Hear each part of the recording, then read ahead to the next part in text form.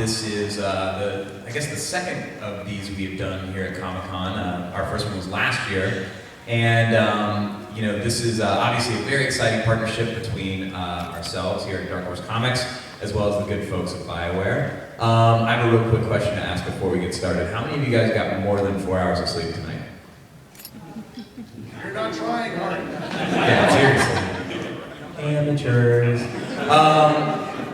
Cool, I did, so bear with me this morning.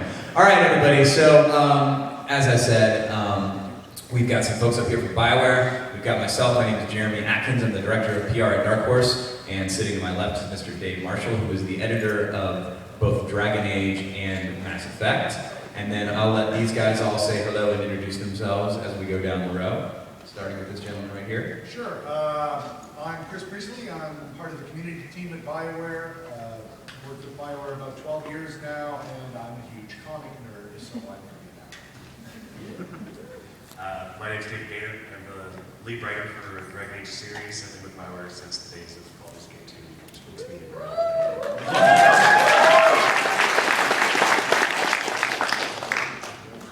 My name's Sylvia Fekkatakuni, and I'm a writer on Mass Effect 3, working on Dragon Age.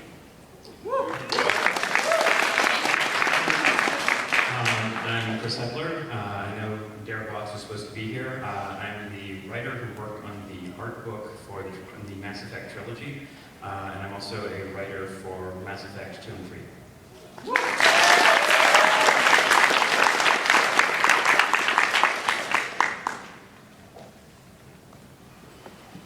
Let's go. All right. Thank you for coming. Bye. So, Dragon Age Silent Grove is our first Dragon Age comic series, and it is on sale right now in the Dark Horse booth, so you should all go down and pick it up after this panel. And as you can see, it follows Alistair and Varric and Isabella on a new adventure. I don't know if you want to just talk about it a little bit, Dave. Who here has read this? Digitally or has picked it up already downstairs? All right, okay. So the intervention is necessary. I've been doing this for a while. That's cool. All right, so when Dark Horse first approached us and said really to write a Bioware Dragon Age adventure, I was like, well, hell yes. And could you put some characters that the fans are familiar with inside? They sort of carry them on their own side adventure? Hell yes. I love these characters, and so getting the chance to play with them a little bit longer. This one in particular picks up after the events of Dragon Age 2. It doesn't directly follow them, so it's not spoiling anything, just chronologically. Alistair heads off with Isabella and Varric in search of something, which I'm not going to spoil. But yeah, sort of getting some people from Dragon Age Origins and Dragon Age 2, my favorites, slapping them together. They're a pretty funny bunch, so I think it works out pretty well. So this is the cover to the first issue of our newest Dragon Age comic series, which is coming out this summer. It's a 3-issue series that follows the Silent Grove. As you can see, this is a image of Alistair.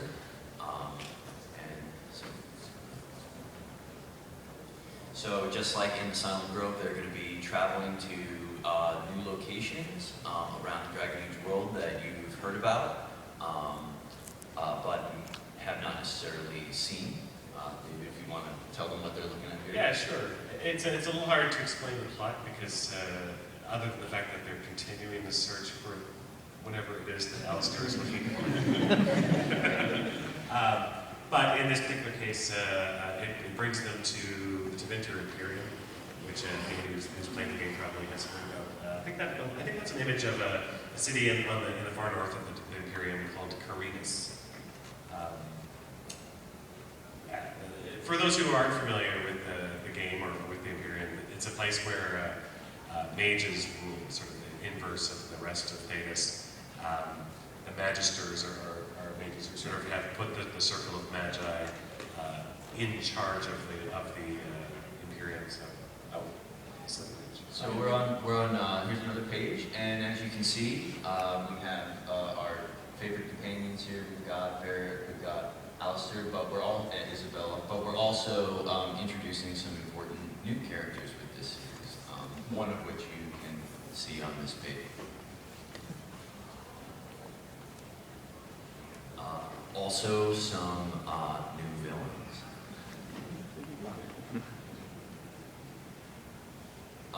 This second series is going to feature all three of those core characters, but it's going to be a really pivotal story for Isabella. I don't know if there's anything you want to say about that, Tim. The original idea was that there'd be 3 series for this particular arc, and each one would focus on a different member of the 3 characters. So, yeah, the second series, those who speak, sort of focuses on Isabella's personal arc, and will reveal quite a bit more of her background, who she was before she became a pirate, how she deals with that, and it takes her to someplace. So this is the 3rd cover for the series, and you may recognize this character from Dragon Age Origins. Sten will be making an appearance.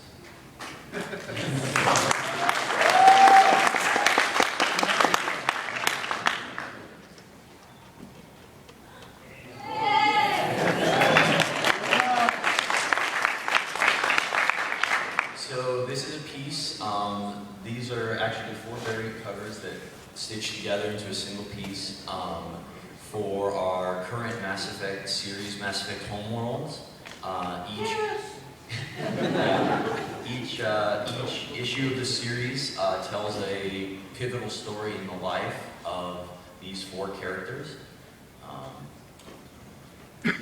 Now, who here has read some of the DarkHorse Mass Effect comics, either the first 3 or the new Homeworld series? The entire series. Awesome. Matt Walters really wanted to be here for Comic-Con this year. Unfortunately, he turns 40 today, and all of his family from overseas were coming to visit him back up in Edmonton, so he just couldn't make it this year. But he really wants to be here. I'm thinking that one of us up here should take our phone and maybe shoot a video of all you guys singing happy birthday to this. What do you guys say? Can we do that? You want to do it right now? All right, I like your enthusiasm right here.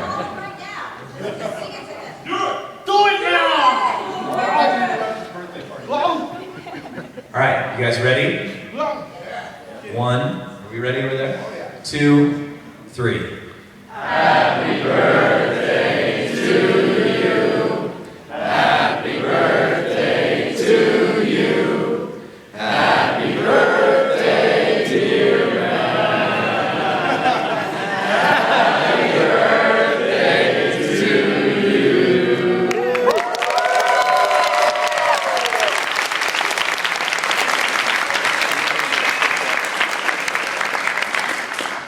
Always gonna love that. All right. So these are 2 covers for the first 2 issues. The first issue follows James on Earth as he decides to become a Marine, and sort of what led him to those decisions. The second issue follows Tali right as she heads out on her pilgrimage for the first time. So yeah, definitely go down to the DarkHorse booth, check these out, you're gonna love them. So issue 3 is our most recent issue, and this is Garrus's story, and it's and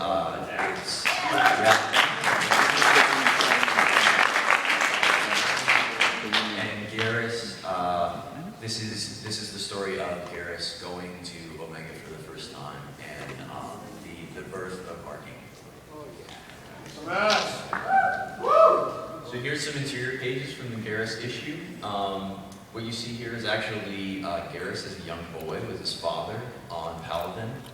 We really wanted to use these issues to explore aspects of the characters' lives that you haven't had a chance to see in the games, and really fill out their personality and their emotional backstory.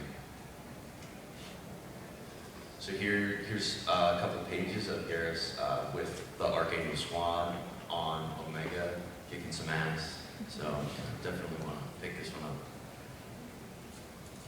So the final issue in the series, which is out next month, is going to be focusing on Liara and looking for a way to stop the Reapers before Mass Effect 3. Sylvia wrote this one, so maybe I'll let her just say a couple of things about it. Yeah, well, he's here without too many spoilers. Yeah, I'm pretty looking to spoilers myself. Well, it covers the period between Mass Effect 2 and 3 after Liara becomes Shadow Broker. And it'll explain a little bit about how she got to where she was when you found her on Mars in the Prothean archives. And again, because I really don't want to say where unless the next page actually says where it takes place. Which in case you know, It whatever. does. Oh, okay. Well, should we just go there? Because that's kind of cool. So there, You get to see a little bit of Kaja, the Hanner homeworld.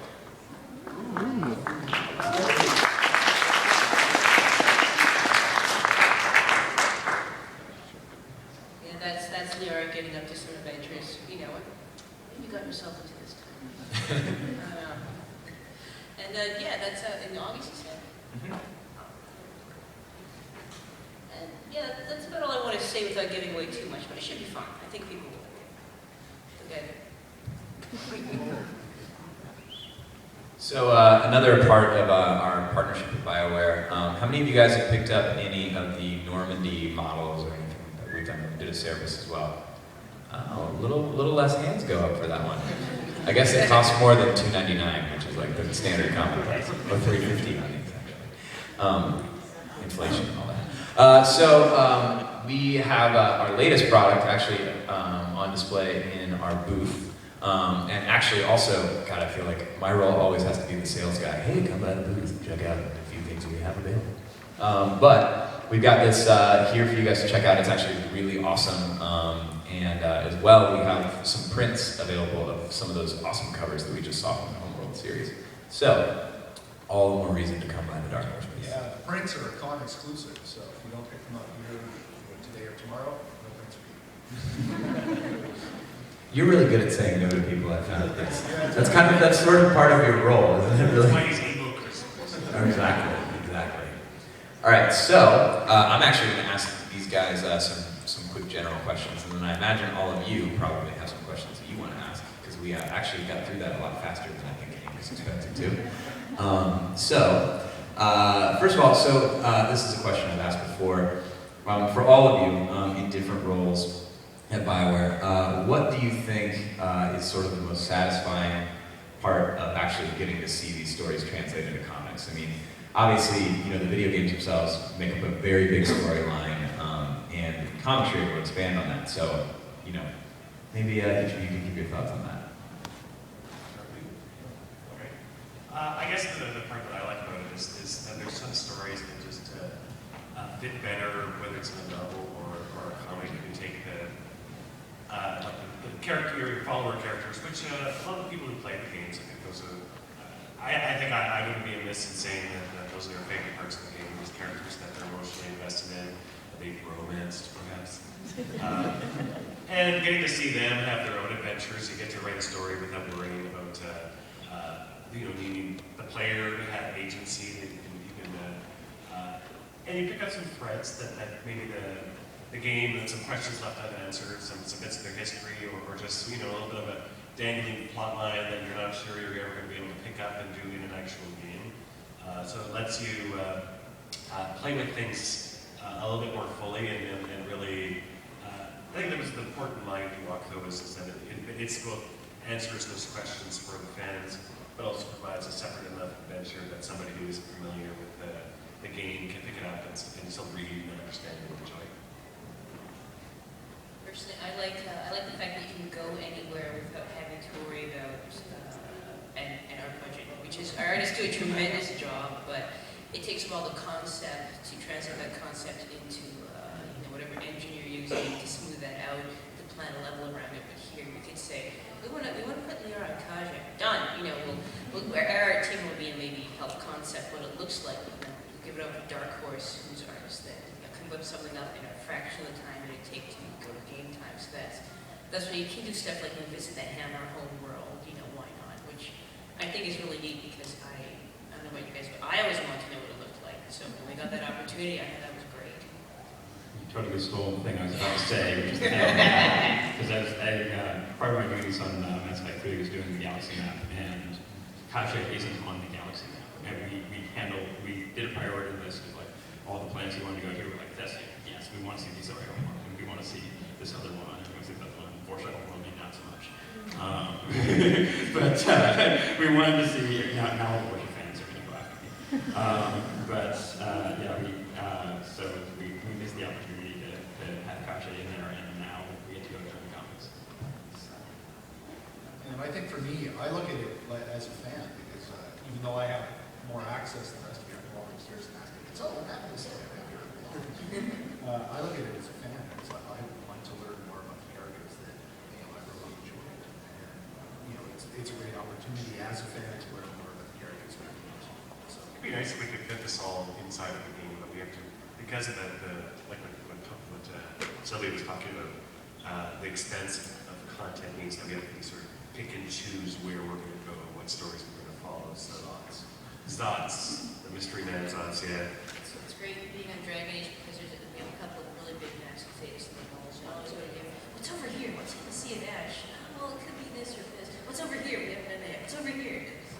So these are opportunities to actually show what's here. It's interesting.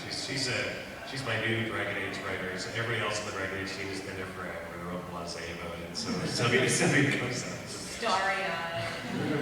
It's pretty cool.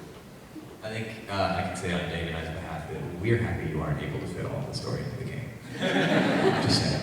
And actually, sort of a similar question for Dave. Obviously, when we first started doing Mass Effect, you were a fan of the game. Do you think, and how has maybe the way that you view the game changed since working on the comics? I think that it's changed in as much as before we started working on the Mass Effect comics, before we started working on the Dragon Age comics, I was very much experiencing it as a fan, and I was like, oh man, I really want to find out what happens to this person and stuff. Now I like play the game, and I'm like, all right, now I gotta go bug Mac and be like, hey, we gotta tell the story of this guy and do this thing, or bug David and be like, hey, we really should go in deep, but I really want to see that. Not that it's up to me, but it's nice to have that direct line of communication.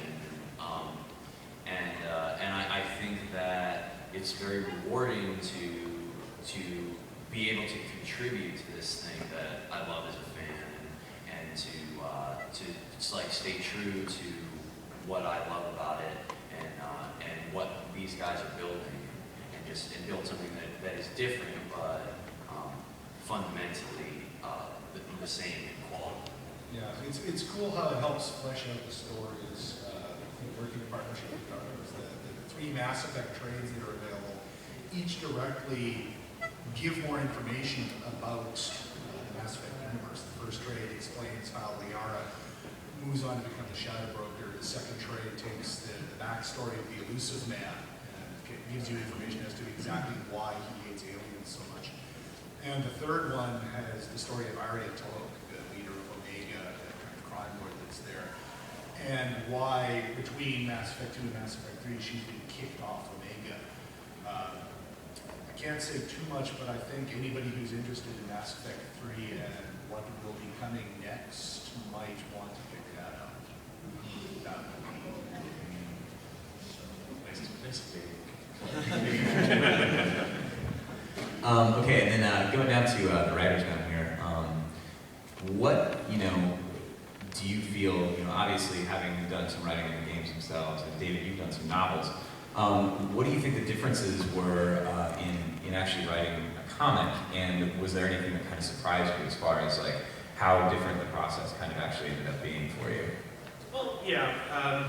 The main difference is you don't have a player character, and that seems like it should be obvious.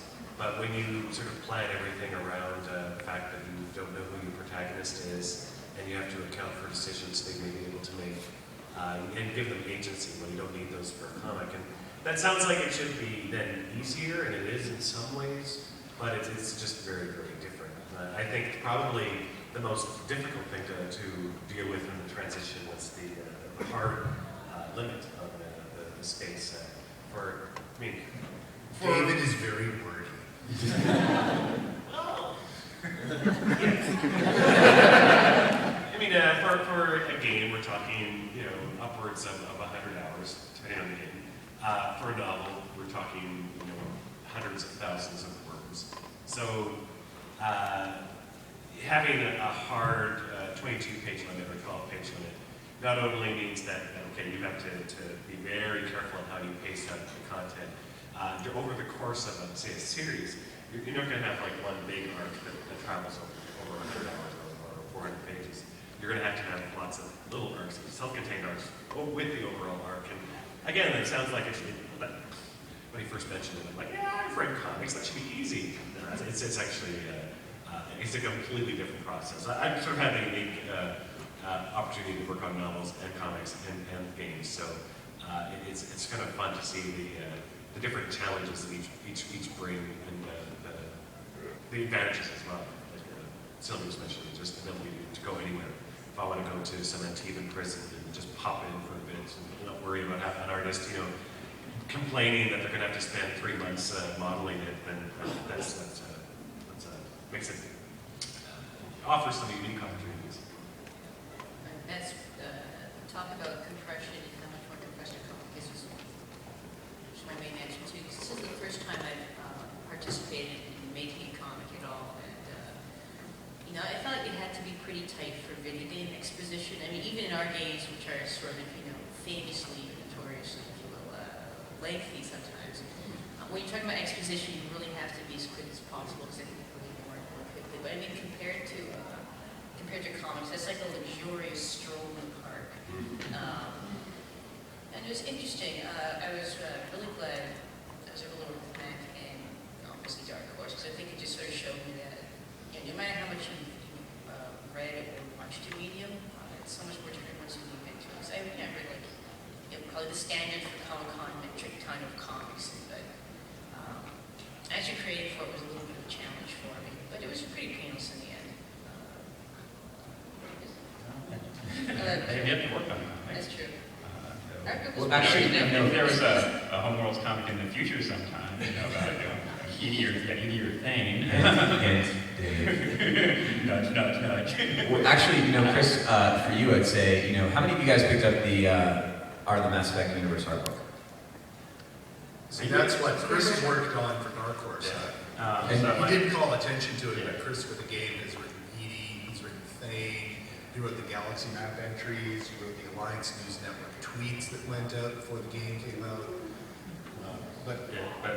My experience on the art book was largely sitting down with Derek Watts, who's our director for pretty much all 3 games, and we go from page to page, like, okay, it's Ashley. What do you know about Ashley, Derek? And Derek's like, oh God, the meetings. So you went back and forth a lot on her concept? Yes. He was like, okay, next page. Hey, oh God. Amico? Oh God. Amico. And he's not here, so I can tell him. Yeah, it was because they spent forever on it. And you see the page. There's like 27 different makeups that you tried. So, that was largely my experience, and because Derek isn't here, I can tell him there's stories. So in short, not quite the luxurious stroll through the park. It's luxurious for me. I mean, I don't have the scars Derek does. To be fair, anybody who played anyone has scars from Amico. Yeah. And then also, you know, for everybody up here, were you guys fans of comics before working on these? Chris, we already know the answer to that. Were you guys fans of comics before working on these? And if so, since you guys started working on writing these comics, have there been anything new you checked out? DarkHorse or otherwise, preferably DarkHorse, but you can talk about these too, guys, if you want, but preferably DarkHorse. Just kidding. Anything else that you guys have been excited about since then? Did it turn you on to comics in a way that maybe you weren't before? I mean, I went through the started superhero comics and moved on to Cerebus and Walking Dead and I liked Walking Dead before it became TV series. Walking Dead didn't start with but since working on the comics, yeah, no, not really. I guess I wish I had the time. I've been reading them pretty steadily for a while. I mean, I tend to be favorite authors. I really like Paul Dini and Grant Morrison, so whenever their new stuff comes, I'll generally snap up the trades because I tend to lose issues, so trades are good at. Except that, wait, I mean, except in Homo's case, forget that right away. Yes, I think that was pretty smooth. Anything recently? I also follow some web comics. It was actually fun to wander around the comic hall, you know, like say hi to some people whose comics I like Wonder Mark, for example.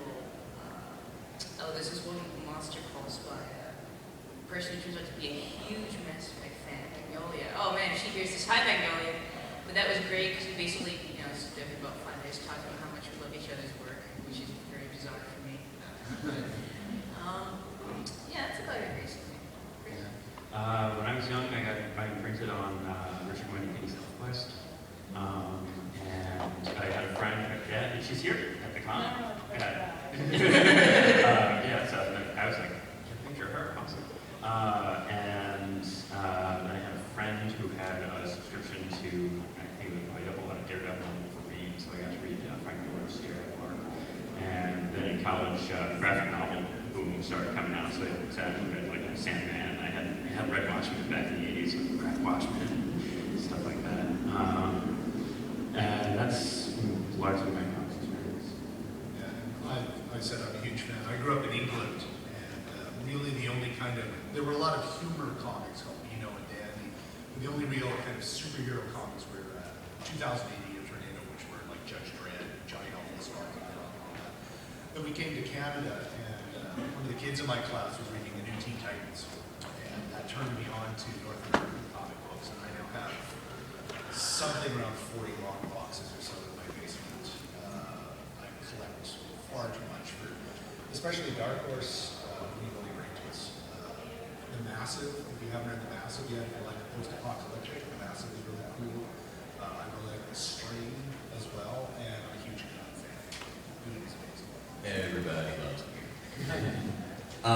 All right, so I think we are actually going to open it up to you guys for questions. We have a microphone in the middle there if you guys want to step up to the mic. And just so you guys know, you guys are welcome to ask questions about the games. Don't have to keep it to comics. You can talk about the novels. You can talk about whatever you want. We might not be able to answer it, and that's why I'll say, no, none for you, sit down. That's the beauty of these things is that I feel like we always end up disappointing so many people. Well, if we could talk about that, we'd tell you more, but we can't, so we won't. So thank you so much. First, I'd like to thank you guys for making fantastic art. And but my actual question thing is, could you guys talk a little bit about how you got to this point in your career?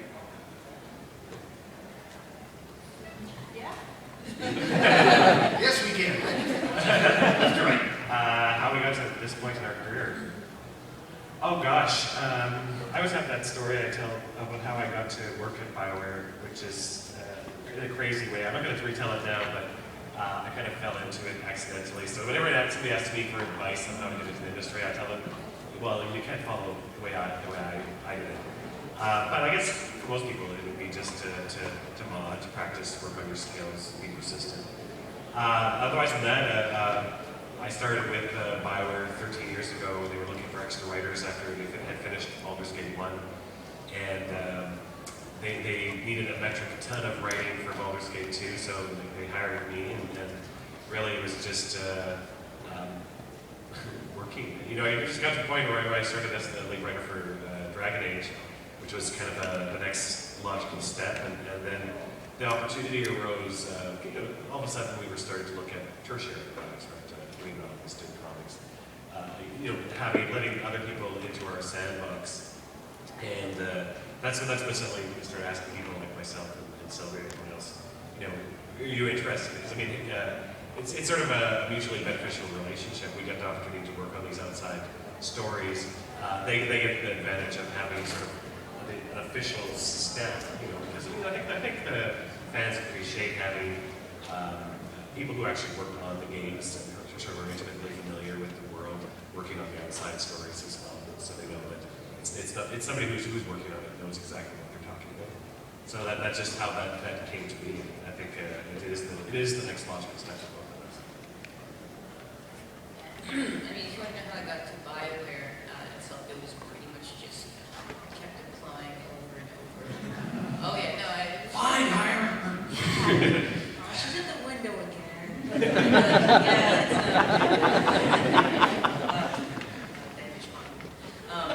no, it was, I pretty much spare time a lot. I was doing a little bit of editing, very basic stuff in the spare time, but my main job before Bioware was at a watch repair shop. So, I mean, like many writers have that really checkered career where they were like 5, 10 different jobs before they could writing. I just kept going on and hopefully. And as to the comics itself, yeah, Matt invited myself and John Don Brown, actually, he's the writers of the Garrison, we are Italian conference respectively out one day and said, hey, would you guys like to work on this? And we were all really excited because it was getting near the end of production of Mass Effect 3, so it was very much a time to say goodbye to these characters and really much love. This is actually a fun chance to leap once back into their mindset, their stories, and just to have fun with them again. It was a bit of a swan song for me, especially since I went out to Dragon Age afterwards, so that was a ton of fun. My wife and I became a writing team in college because we realized that we had humanities majors and decided we better get employed before we graduate. So we worked on paper and pencil role-playing games, Shadow on Earth Dawn, Paranoia, Legend of the Five Rings. And then we moved out to Los Angeles to try screenwriting, and we got on a TV show called The Agency for a season, and then we tried to get more TV jobs, and eventually said, you know what? Video games actually don't require you to write spec script after spec script after spec script, and you go to a convention called the Game Developers Convention, and they have a hiring hall, and you have a business card, and a resume, like normal people. And we tried that. I said, hey, those are the nice Old Republic people. I think they use a lot of words. So, and do you have any opportunities for writers? And they said yes. They tested us out on Dragon Age, which they were working on at the time. So they liked our sample. We came up to Edmonton and then realized we'd be condemned to the eternal cold because we went from Los Angeles to Edmonton, where it gets to be negative 40 degrees. And we're like, is that Celsius or Fahrenheit? And they were like, the two scales actually converged. And we're like, okay. Get some cold weather gear for maybe New York, not LA. And then we moved up there, and we've been at Bioware for the last 6 years or so. So that's how we did ours. And I'm kind of like David, I'm a really bad story. I went to college with one of the very first writers hired by Bioware, a guy named Chris Jansen. And back in the bad old days, if you knew somebody at the company, you could at least get a foot in the door. And I got a foot in the door, and I started in the quality assurance department, and then worked my way up and down the community team. Bioware has quite the reputation for hiring our fans. You probably all think of 20, 25 people that were part of our community. They never would have been modules, writing, that sort of thing. And they would go through the hiring process. My advice, if you're interested in that sort of thing, take a look at our jobs page on our website, bioware.com. Practice your art, practice your writing, practice your programming, whatever it is. You did a job. It's always the hard one with the writing, because people seem to think that writing is easy. But being able to write a good sentence is not all that's required, obviously, right? And writing is a skill, and you can develop it. And writing for games is quite separate from just writing prose. There is, and you won't appreciate that until you actually sit down and try writing. And the first time you do it, it's probably not going to be that great. So if you submit something and you don't hear back, the idea is to work on your skills, get some feedback from people who play your mod, and then try again, because you're going to have to develop that skill and keep working at it, and you will get better. But if you expect to be perfect right out of the gate, then you're probably not going to get very far. Yeah, I guess just to answer the comic side of that, I did a lot of work for free for a long time. Editing-wise, I started out as an editorial intern at Wizard Magazine for a couple of summers, and then I did an editorial internship at DarkHorse, and that turned into an assistant editor job. I mean, it was an investment, really, all those summers, because it ultimately led to a career. But that's the editorial track, but I think it does apply creatively as well. You have to have that tenacity to keep going after the thing that you want, and you have to keep working at it, like David was saying, because it is an investment, and you do get better by doing it more. So if you want to write, you got to just write, and so on. Cool. They just gave us the 15-minute sign, so we'll try to keep the answers a little shorter, so we can get more of your questions. Go. Hello, I was wondering if there is any chance to see more of the character Gillian Grayson from the novels into the comic format.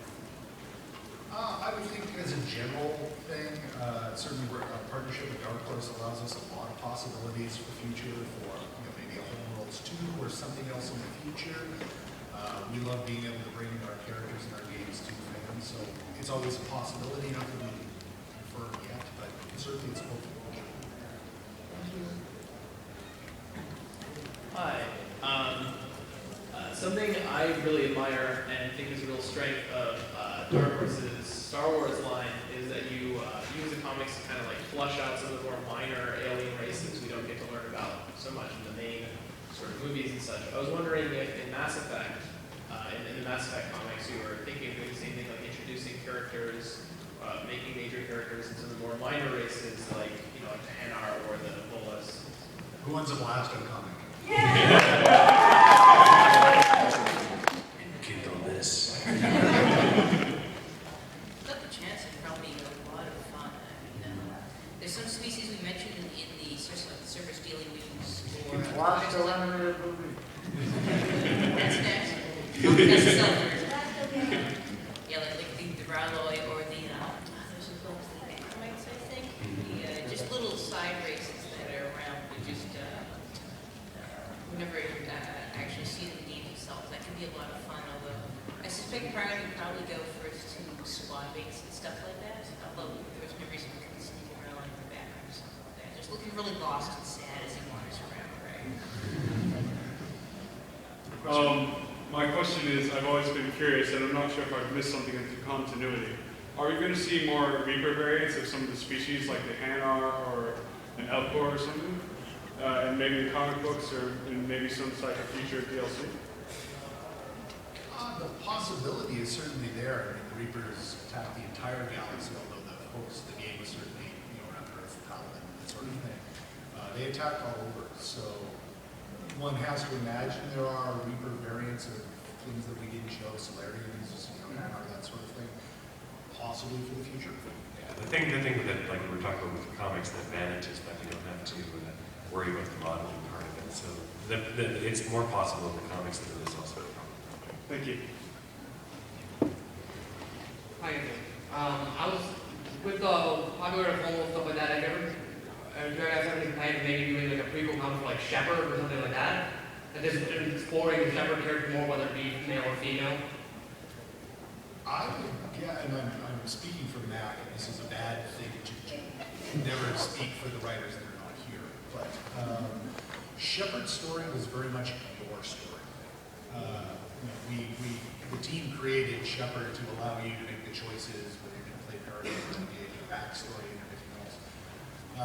Again, there's always the possibility of things in the future, but Commander Shepard was very near and dear to the hearts of the individual players. So I think we'd probably expand more into the side characters and that sort of thing other than Shepard himself. One thing DarkHorse mentioned, it comes from their experience for having done comics for other intellectual properties, is that for the fans, they'll accept a certain level of like for the Dragon Age comics, it proceeds forward from the game, so there's certain assumptions that have to be made just for that particular story. Like Alistair was a king, even though he may not have ended up as a king in someone's particular playthrough. But fans sort of treat any kind of canonization for their player character as it's sort of a different level for canonization for the world or for followers. That seeing their character as someone other than the one they created would be much more jarring than say, okay, well, yeah, I understand that Alistair could have ended up as king, so that's okay. You know what I mean? So it's going to be very hard to do a story that was based around a player character. So chances are probably slower. Makes sense. Thank you. Sorry, a little vertically challenged here. Comment and then my question. I'm Commander Shepard, and I'm involved with this panel. Sorry, this is my favorite panel. My question is, how, as writers, do you decide who dies, who lives, and why a character like Ashley or Kenny can die, why a character like Logan can die, but somebody like Alistair can just walk away, or somebody like Liara lives and gets her own comic, becomes a really, really... Well, we have this board. The best dark players at BioWare, their characters will. We're stuck in the middle of them. Bullseye.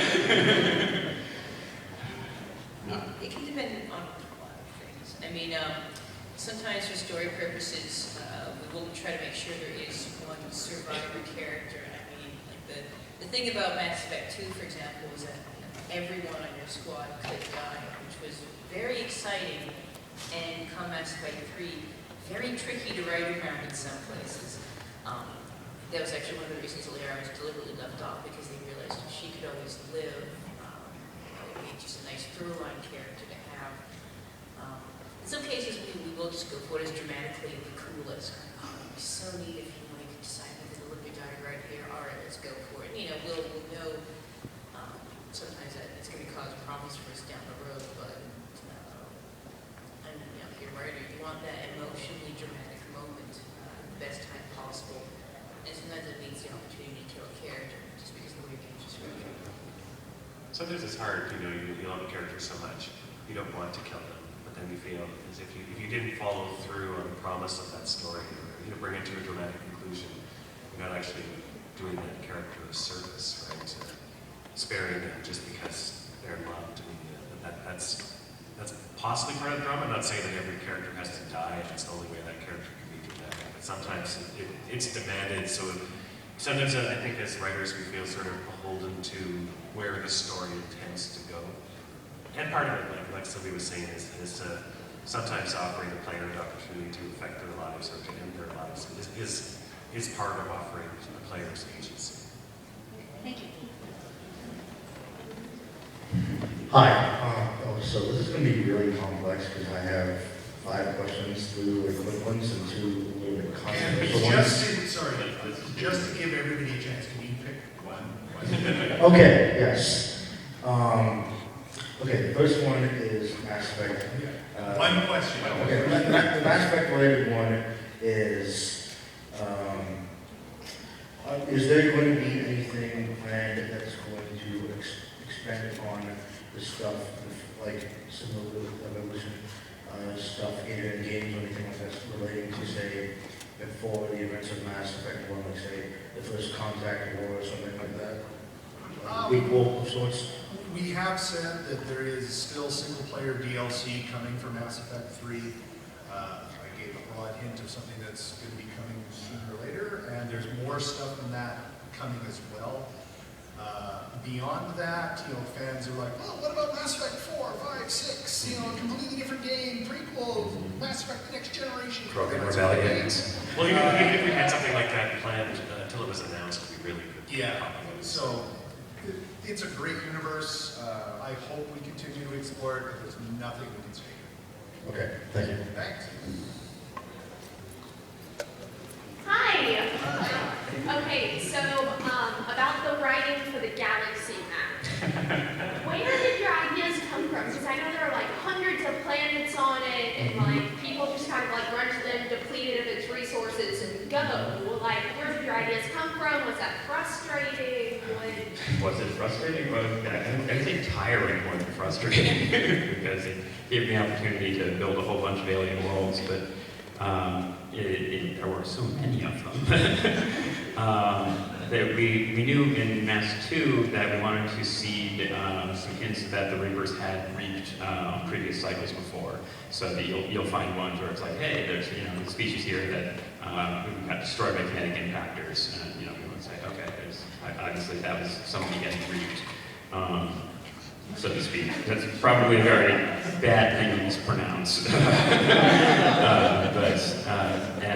And in Mass 3, we knew we wanted to do a lot of the home worlds for all the characters that were set up in the previous two games. So we wanted to do Thessia, we wanted to do Palavin, and we take elements from astronomy blogs, we take elements from the biology of the actual characters. Like, for instance, because because biotics depend on Ezo, we made sure that the Asari planet was very rich in Ezo, and to the point where it's actually the air and water supplies, and the Asari evolved alongside it, so they don't have the birth defects and problems like that you get with normal human biotics when they're exposed in utero.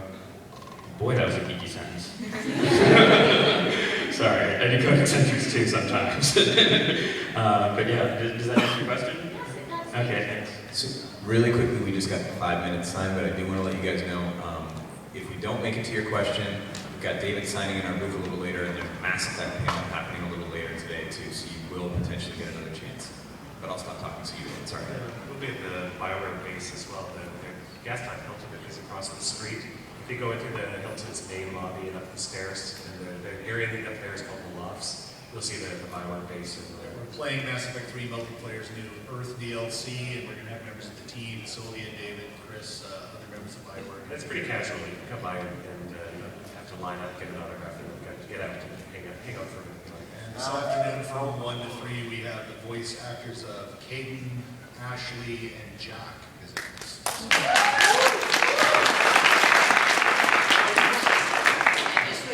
There's two Hildas here. It's not the really big, tall, white one. It's the one sort of Across the track, on the yeah, bad side of the track. That's confused a few people. Hi. The Bioware has stated repeatedly that player agency is very important to them whenever they consider writing decisions that the player can make. When you give the player big decisions to make, such as the one at the end of Mass Effect 2, which had potentially very far-reaching consequences as far as plot goes, which ended up being kind of a side note. How do you decide which decisions get made into, which decisions get considered for larger plot elements and which ones kind of die off? Or how do you show that the player's decisions actually end up having an impact? Oh gosh, it's tricky because Mass 3 was my first real big game. I was in the process of Parts 1 or 2 where we actually created all these decisions that kind of set up some chain reaction stuff that happened in MA3. We do have to end up picking and choosing because when we actually came to MA3, we looked at the list of variables we had and realized we had over 1,000 to choose from. We had to sort of sit back and go, all right, which are the ones that are giving players sort of the biggest bang for their buck? Which ones can we deliver reasonably well? Because that was always another consideration too. Can we make good on this promise in a really big, spectacular way? Or should we just sort of flat out go, all right, you know what? This will affect stuff, but it's going to have to be sidelined and be very clear it is sidelined stuff, just because otherwise we sort of play with expectations. And some you never really notice until you or something like that, or it's just like, okay, it changes your effective player strength, or it changes like the amount you need, like for taking the parts of the Proto Reaper, whether or not they were saved at the end of Mass Effect 2, and giving you servers or something like that. It changes stuff around on a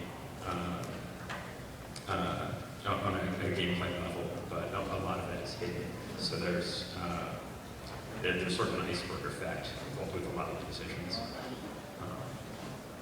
Yeah, sometimes they would affect stuff going on in the background because there's despite the fact that it's a longer game, there's sometimes just no space to tell you that stuff has changed very easily in conversation or something visual. It had to be in the background just because the country is so moving. There's some like the giant showdown conversation at the end of the Cerberus 2, in which you